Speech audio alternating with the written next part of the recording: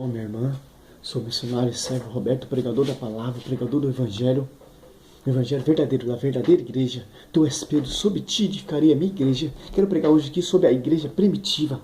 Qual é a verdadeira igreja primitiva que Cristo fundou? Quero mostrar na Sagrada Escritura. A verdadeira igreja, primeiramente, ela tem que ter unidade. Coríntios 1, 10. Roga-vos, irmão, em nome de nosso Senhor Jesus Cristo, que todos estejam em pleno acordo, que não haja entre vós divisões, viver em harmonia, no mesmo espírito, no mesmo sentimento. A igreja de Cristo tem que estar em unidade, em harmonia, em mesmo sentimento, como os primeiros cristãos foram unidos. Uma união, só você meditar Atos dos Apóstolos, desde o comecinho ali você vai ver a unidade. A primeira igreja de Cristo tem que ter unidade. Não pode ter divisões. Porque ela tem que ser santa. Efésios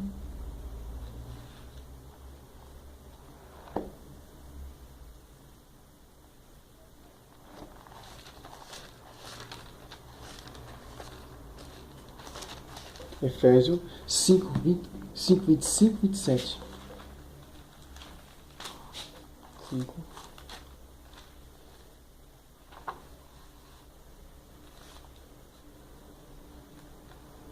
Marido, amai as vossas mulheres como Cristo amou a igreja e se entregou por ela, para santificá-la, purificando-a pela água do batismo com a palavra, para apresentá-la a si mesma toda gloriosa, sem mácula, sem ruga, sem qualquer outro defeito semelhante, mas santa e irrepreensível. A verdadeira igreja é santa e irrepreensível, sem mácula, sem mancha, sem qualquer ruga, sem qualquer defeito. Essa é a igreja santa. Timóteo, 1 Timóteo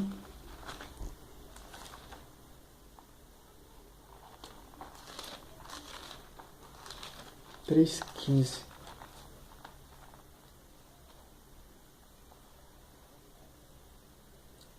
Todavia, se é tardar, quero que saibas como deves partar-se na casa de Deus, que é a igreja de Deus vivo, coluna insustentável da verdade. A igreja, verdadeira igreja de Cristo, é coluna viva insustentável, sem mácula, sem ruga, sem qualquer defeito. Por que tem que ser católica? Porque é preconizada a fé em toda Roma. A catolicidade é preconizada em toda Roma, é universal. Marcos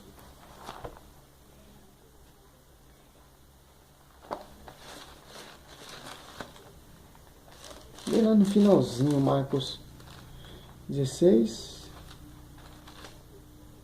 15. Disse-lhe, ide por todo mundo e pregar o evangelho a toda criatura, porque ide pelo todo mundo e pregar o evangelho a toda a criatura. É uma unidade. O evangelho foi pregado, preconizado a toda criatura. Esse evangelho tem que ser pregado a toda a criatura, ser preconizado pelo mundo inteiro, porque a Igreja Católica Apostólica Romana, ela é preconizada uma só fé, uma unidade apostólica. Por que apostólica? Porque tem que ter sucessão apostólica. Em Coríntios 1, 12, 28. Toda igreja tem que ter unidade, tem que ser santa e ser preconizada a fé pelo mundo inteiro, como os apóstolos fizeram esses feitos. Fizeram. 12, 28. Na igreja de Deus constituiu primeiramente os apóstolos, em segundo lugar os profetas, em terceiro lugar os doutores, e depois os que têm o dom dos milagres, o dom de cura, de socorrer, de governar, de falar diversas línguas. Quer dizer o que? Deus constituiu primeiramente na sua igreja primitiva, na sua unidade, primeiro os apóstolos.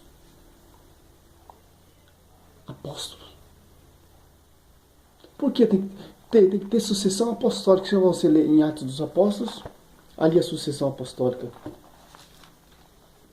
do Atos dos Apóstolos 1, do 15 e 26.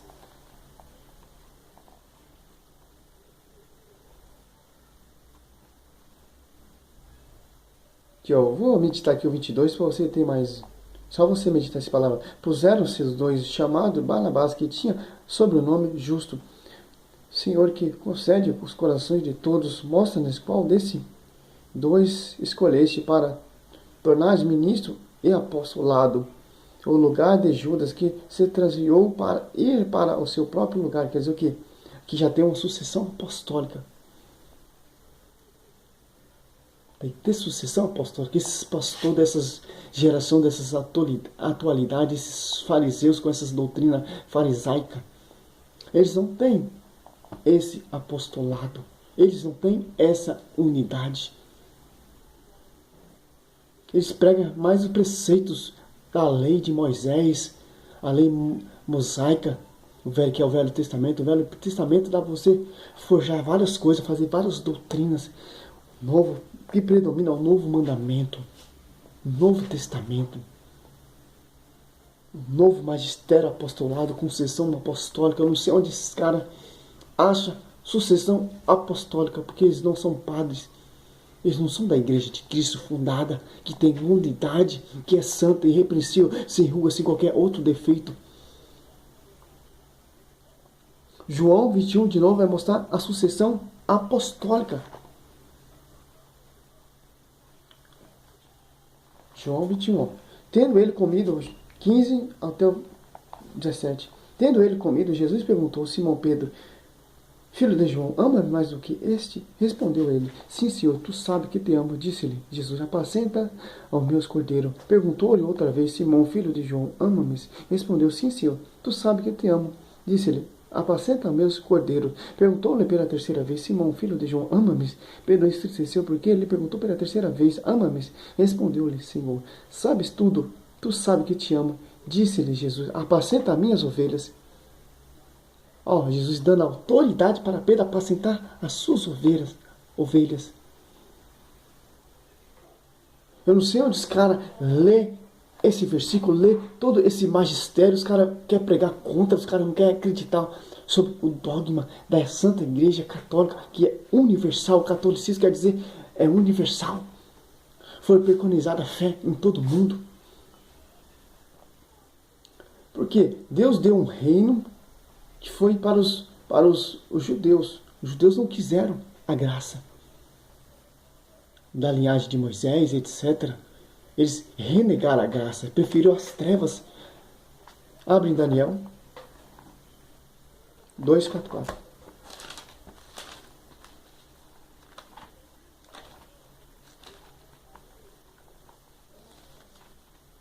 No tempo desses reis, o Deus do céu suscitará um reino que jamais será destruído e cuja soberania jamais passará a outro povo.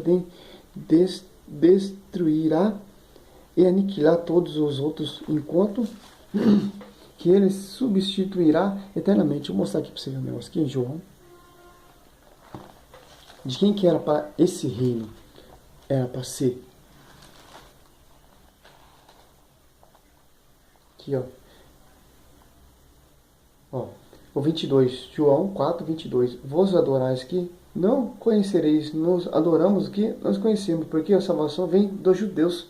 A salvação era para os judeus. Eles renegaram, como vai dizer lá em João. João, mesma coisa. 14.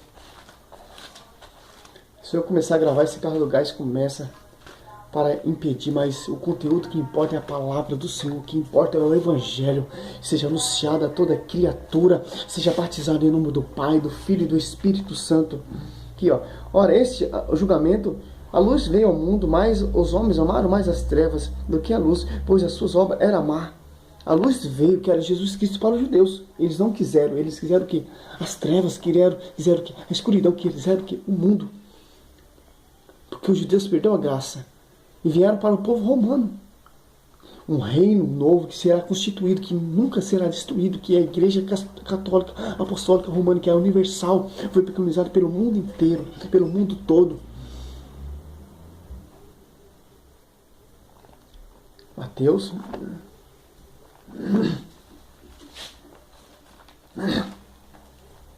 21:43. Por isso vos digo, será tirado de vós o reino de Deus e será dado a um povo que produzirá fruto. Os frutos dele, quer dizer que foi tirado e dado para outro povo. O povo judeu foi dado para outro povo, que são os romanos. Porque a fé foi preconizada ali em Romanos, em Roma. Abre Romanos 11. 17. Se alguns dos ramos foram cortados, se tu, oliveira selvagem, da fosse enxertada em seu lugar, e agora recebeis seiva da raiz da oliveira. Quer dizer, recebe Roma, recebe.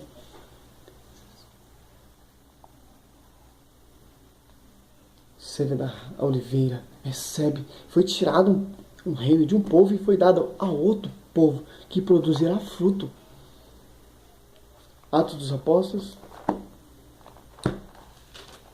23.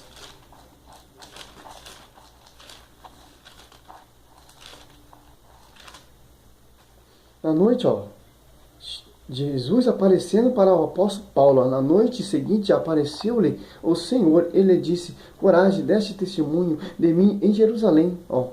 Assim importa também que se dê em Roma. Quer dizer, a igreja era focada ali em Jerusalém.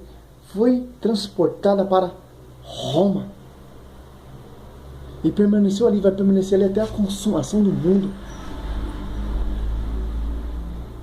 Dê testemunho agora em Roma. O próprio Jesus apareceu a Paulo falando.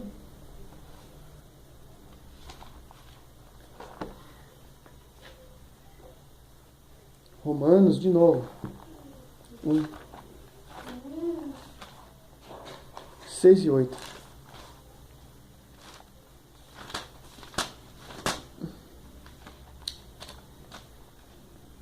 Entre as quais também vós sois eleitos, de Jesus Cristo, a todos os que estão em Roma, eleitos, estão em Roma, queridos de Deus, chamados seres santos, a vós graça e paz da parte de Deus nosso Pai e da parte do Senhor Jesus Cristo. Roma é a eleita, não são mais os judeus. Primeiramente, dou graça a meu Deus, em meio de Jesus Cristo, por todos vós, porque vos todo mundo preconizada a vossa fé. Foi preconizada a vossa fé. Pois Deus a quem sirvo em meu espírito anunciado o evangelho de seu Filho, me testemunha de como vos mencionam incessantemente em minha oração. A eles suplico, e for de sua vontade, concede-me finalmente a ocasião favorável de vossa visita. Esse aqui, está aqui, a geração eleita é Roma. Em Colossenses 1,18, Cristo é a cabeça da igreja. Isso mesmo que acontece, para provar para você que é a verdadeira igreja, está aqui, na Bíblia, mostra. Só você meditar, só você procurar. Deus fundou uma única igreja, um único magistério, apostolado. Fiz uns estudos aqui das igrejas que tem aqui, que são protestantes, surgiu depois de 16 séculos de atraso da história. A luterana surgiu em 1517, e que Secospal Anglicana 1534, Calvinista 1541, Presbiteriana 1567, Batista 1604, Metodista 1739, Normos 1830, Adventista 1831, Pentecostal 1990, Testemunho de Jeová 1916, Assembleia de Deus 1910. Essas igrejas surgiram de 16 séculos de atraso. Cristo fala de uma única igreja, a Bíblia fala de uma única igreja, de um único magistério. Sobre ti, Pedro, edificaria a minha igreja, em Mateus 16, 16. Essas igrejas aqui que eu acabei de falar, essas seitas não são igrejas, são seitas. Igreja só tem uma, que é na Bíblia, que foi preconizada, a fé é universal, que é a catolicidade, católicos. Apostólico Romano. Essas igrejas aqui são seitas que pregam, ao contrário, cada uma delas prega um evangelho diferente, uma doutrina diferente, com doutrina farisaica, com o Velho Testamento. O Novo Testamento que predomina. Não foi escrito, não, mas foi falado oralmente o novo mandamento. Eis que eu deixo o novo mandamento: amar a Deus sobre todas as coisas e amar o próximo como a si mesmo. Não são o mandamento de Moisés com 10, não. Aquele mandamento foi revogado, foi transformado pelo novo mandamento, pelo novo sacerdote, como vai dizer lá em Hebreu.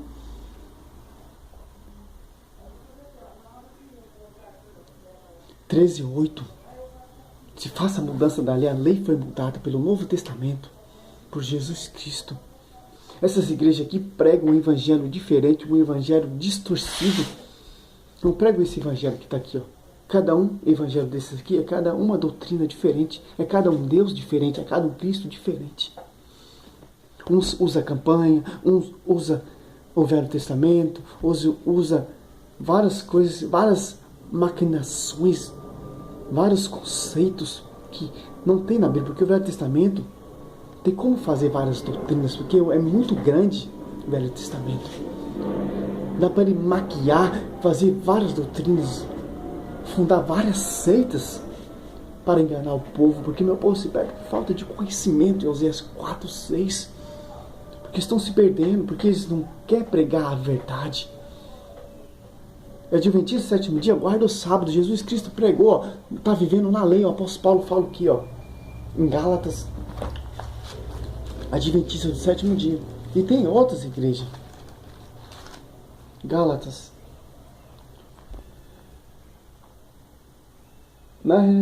Deixa eu ver, acho aqui. Aqui, ó. Eu vivo, mas não sou eu que vivo. Quem vive em mim, a minha vida presente na carne, eu vivo na fé no Filho de Deus, que me amou e se entregou por mim. Não menospreze a graça de Deus, mas em verdade, se a justiça se obtém pela lei, Cristo morreu em vão. Cristo morreu por causa da lei do Velho Testamento.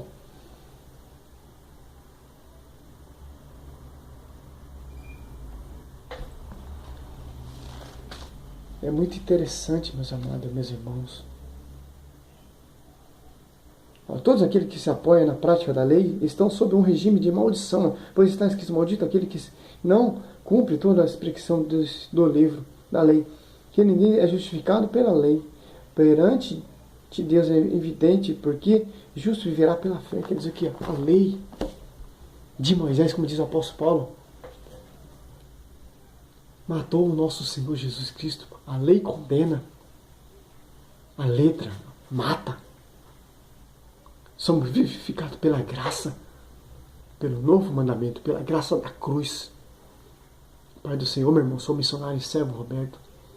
Está aí a verdadeira igreja, está mostrando na palavra, na Sagrada Escritura, o magistério, o apostolado, a unidade. Essas igrejas aqui que eu falei, ó, 1, 2, 3, 4, 5, 6, 7, 8, 9, 10, 11. 11. Tem a plenitude que tem 8 anos. Prega um evangelho diferente. Não tem unidade. Uma critica a outra. E todas é contra a Igreja Católica Apostólica Romana. Isso já foi prescrito. Mas céus e terra passarão, mas minha palavra não passará. A paz do Senhor, meu irmão.